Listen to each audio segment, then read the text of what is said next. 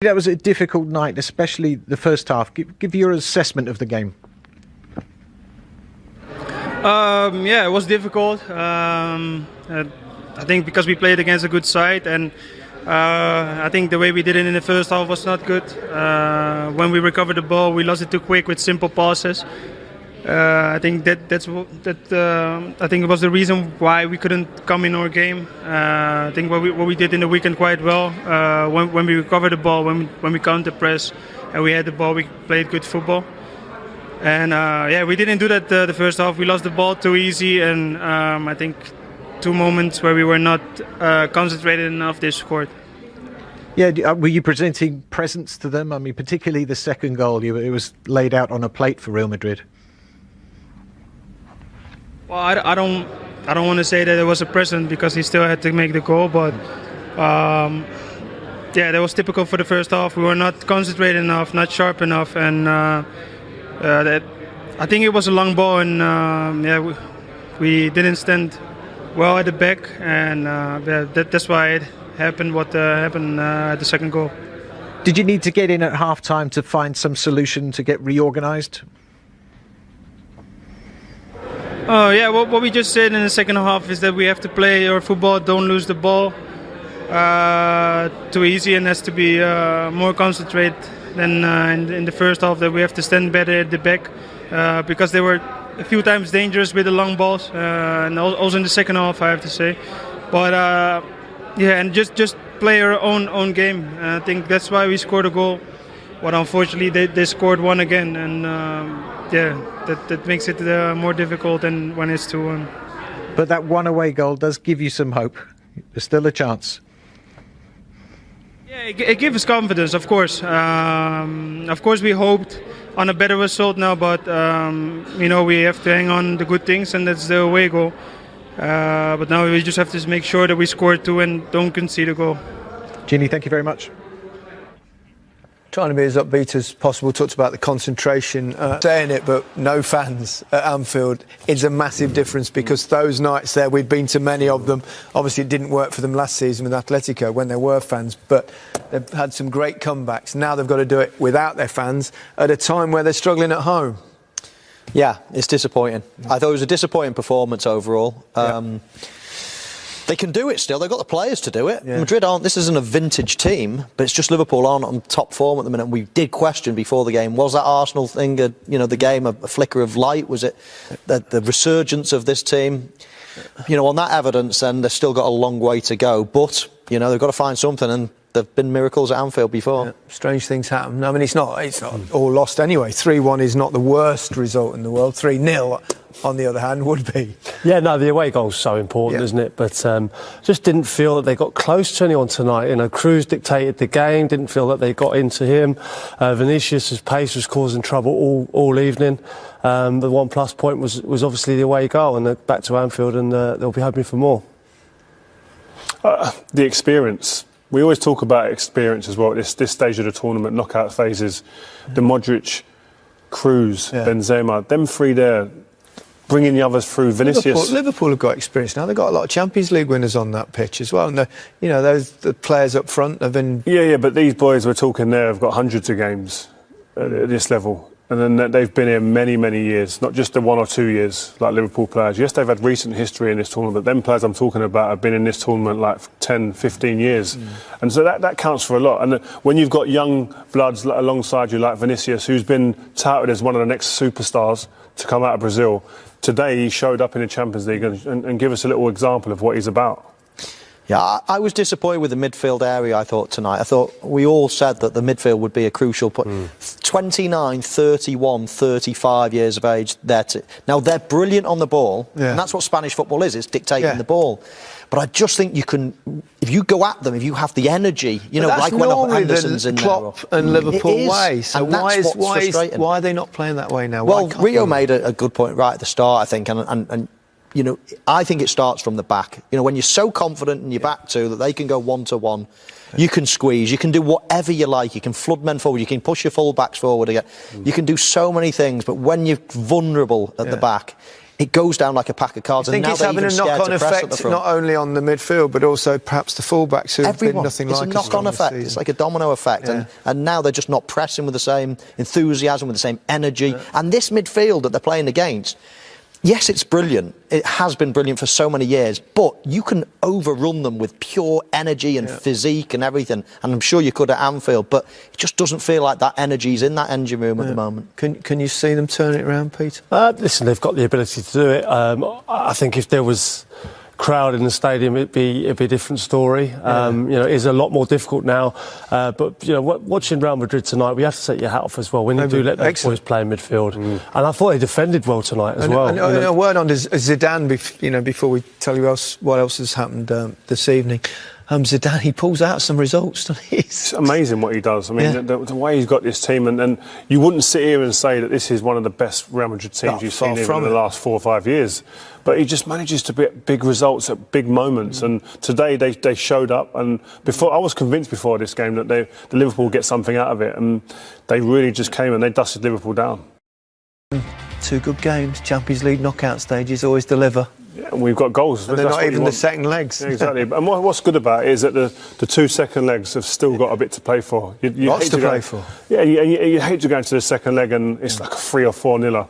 Yeah. We're going to be going to Anfield, hopefully with something to do. Yeah, well, I think we'll quite enjoy that night, and they'll have a real go. They've got to have more of a go than that, didn't you? Yeah, definitely. I mean, listen, at half-time, 2-0, you are really worrying. I think Jurgen Klopp would probably have taken 3-1 at half-time. Oh, unquestionably, I would say. It gives them a chance. Yeah. Let's have a look at the Salah goal that has given them that vital away goal. We discussed them playing through the lines and playing quickly. Yeah, and it's that man again, isn't it? Mo Salah. How many times has he come to Liverpool's rescue with big goals? But Liverpool play really well, as you say, through the lines, direct play along the floor, fast. Jota was great little dummy there. Just falls to Salah. His touch isn't great. It bobbles back between his legs a little bit, but he manages to just prod it home. And that, straight early on in the second half, you think, right then, come on, Liverpool are just starting the game onside. And yeah, exactly. They took a lot of time, actually, to come to that decision. But they got there in the end, which is the main thing. I think the big part of that goal is the speed with which they played through the lines. The first half was slow and it was just cumbersome. There you saw there was an injection in pace in the game, and that's what we talked about before. Can Madrid live with that kind of pace when they play quick? They couldn't for that instance, but they couldn't maintain it. Yeah, that was the only shot that Liverpool had on target against a team missing their 2 key central defenders. Yeah, I mean, Varane and Ramos. Just not good enough, was it? It was. I don't know what was happening there. There was a lack of cutting edge. I think it was the only moment really in the match where, as Rio said, they injected a little bit of pace into it, and you felt that they were going to create, and it just wasn't anywhere near enough of it. No, Vinicius certainly was his night, wasn't it?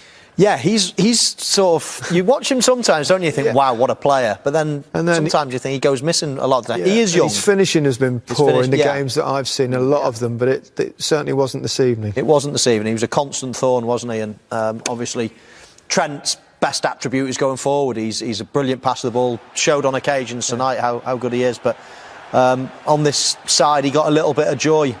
I mean, I felt this was almost a knock-on effect. I mean, Rio, you'll know better, but everyone seemed sort of half a yard short from this moment to then Fabinho and then in the middle. And everyone's static. You've got one player in the box there against 4 Liverpool red shirts. He runs off of Trent there. Trent's got to go over in there. In the box, you've got to stay, or at least you've got to scream to your centre-back partner, man on. I don't think he does either.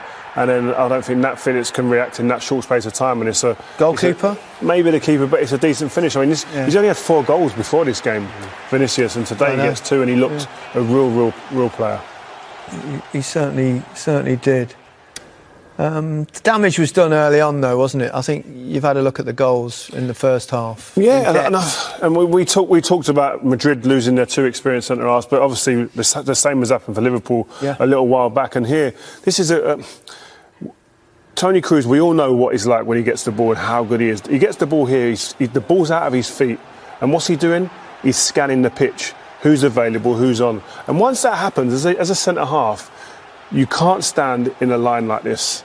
We hear the phrase a lot, Rio, don't we? You cannot go forward when there's no pressure on the ball. Explain exactly why you can't do that as a defender. Yeah, well, like I said to you there, Tony Cruz is the man on the ball. He's scanning the pitch.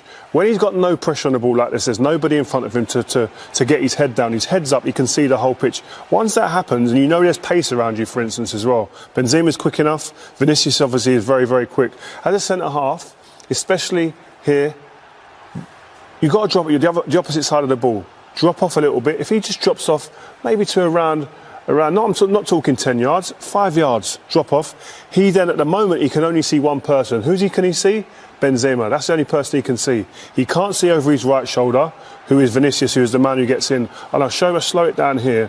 The moment he looks, there he looks now, right? His body is facing which way? Phillips is facing this way. He's now got to turn 180 degrees to get round. The man running, Vinicius, is already on his bike to get in there. So in a foot race, the man turning can't get up to a pace to catch the man who's already facing that way. You've got to drop early to give yourself the chance. If you drop especially early... when there's no pressure, because when there's no pressure, they can pass the ball when it suits them. Yeah, and if he drops early, the ball's now coming onto him rather than having to chase back. And you see here, and from this moment on, there's only one person winning, and then it's about instinct. The first touch, taking it across the defender, takes him out of the game completely. It's a beautiful finish. But these type of situations can be stopped at source. The second goal, again, we see it. I'll show you. They don't learn from that mistake. The two wide players all game were running inside and behind. Tony Cruz gets on the ball. What's he doing when he gets it? The player, the class that he is, scanning the pitch. The two wide players, there's one, there's the other. The only thought in their mind is here. The two centre-backs, watch the two centre-backs in the middle of the pitch here. These two boys here. Are you pretty sure Zidane's looked at the Liverpool team and gone straight direct balls over the top are on? Because that's not the way they normally play over there, is it? And this is definitely a tactical thing that they've worked on. And watch the two centre-backs in this picture I've got highlighted there.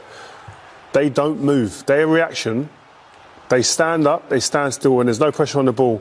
And before you know it, sorry, let me just let it roll on. How is that possible that you look at the difference in the positions there, the back line? That's back to front. The two centre halves should be behind. Should be here, waiting for that ball to come over, and then you go onto the ball and you head that clear. And then obviously from here on in, this is about Trent Alexander-Arnold just getting it wrong, gets himself in the muddle, and he was punished, and it's a fantastic finish. But you can stop these type of things at source. Yes, they're young, inexperienced defenders, but they are fundamentals of a defender's makeup. I don't know about you, Michael, because you're kind of similar to me in the way you played, and you like to spin behind defenders and stuff. It's a dream for a striker when teams play that high, isn't it? Yeah. When you've got midfield players that can pass it. I hated it, actually, Gary. That's why I didn't bring you in. Oh, no, I just hated it. Why do they do that? You could have always stood there, little flick on. I had more than that, you know. Two and a things I volley would from say. 35 yards in the top corner occasionally. Two things I would say to counter it, or to agree in many ways, is that one, we spoke about it before, a lot of the time Liverpool, in the past, how many times do you see their front three nicking the ball? Cruz doesn't even get his head up. Yeah. There's players nicking the ball off him. They doesn't get his... And the second thing I'd say, half the teams that play against wouldn't even try that ball when Van Dijk and Gomez are there. They would look at it, they wouldn't even be working on it tactically. They would just say, forget that, forget trying to go over the top against these lads. You've got to play in a different way. So now people smell danger. People smell something thinking, right, we can get at them like this. Why has Liverpool as a team lost that energy? Well, those two goals that Rio's touched on there, it's so simple, isn't it? Like, Tony Cruz is one of the best passers in world football. You've got a bit of pace on the left-hand side, and you've just played not a simple ball, but, you know, a very good ball over the top of the centre-half who's too high, and the pace has got in. And obviously, it's very good finishes and great goals, but from a Liverpool point of view, far too simple against a team like Real Madrid. You know, I think, does it come from the manager? You know, still... He hasn't got that pace at centre-back anymore. And, you know, you can't play this high line. Your defenders, I think, do have to be 5, 6, 7 yards deeper, don't they? I agree 100%. But also, going back to your point with the question you asked,